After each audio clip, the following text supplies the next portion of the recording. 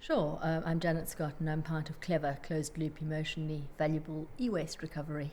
Well, I'm the PA on the project, which means that I lead the team, but it is very much a team project because it's very interdisciplinary, multidisciplinary, both of those things. And the way we got the project together was in an EPSRC sandpit, so put in a room, told we couldn't leave till we'd come up with a good idea.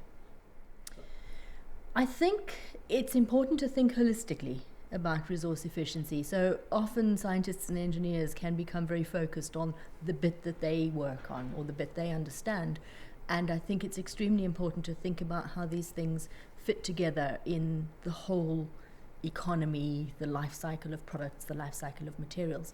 So living in Europe, resource efficiency to me has a lot to do with the fact that we don't have a lot of certain types of resources.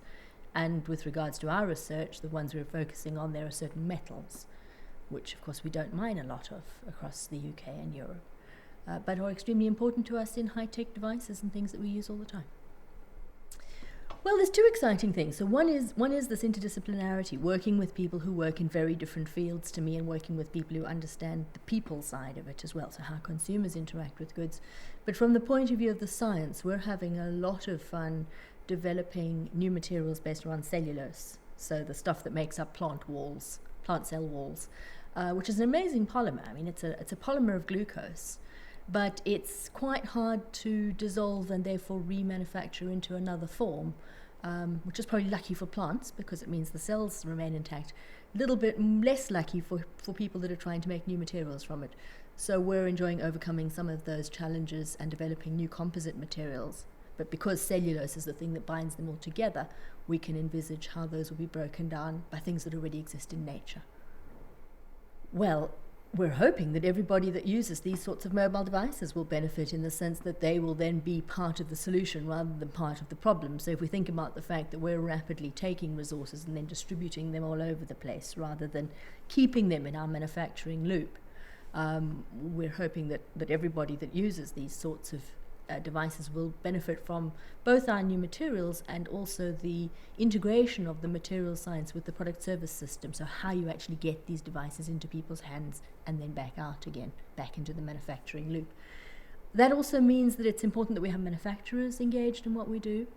We do have some industrial partners in the project who act as an advisory capacity, and we try to talk to as many others as we can to, if you like, stay real, understand what really happens in the world. But on the other hand, we also must think about the fact that we are working into the next generation of devices. In fact, possibly 2 generations, hence or more. We're not thinking about the new phone that might be coming out next week. So we're trying to work to improve what happens in manufacturing in the future and keep all these really valuable resources in the manufacturing loop. Well, by 2020, we hope some of the materials will be in use. We hope that the work we've done on product service systems and social life cycle impacts will have had an impact on perhaps the way people think about product service systems. But if we develop a new material that is particularly useful in another application, we'd be happy about that as well. I mean, there's 2 parts to science. One is the excitement of the discovery, and the other one is the excitement of seeing your discoveries become real things that actually benefit humankind.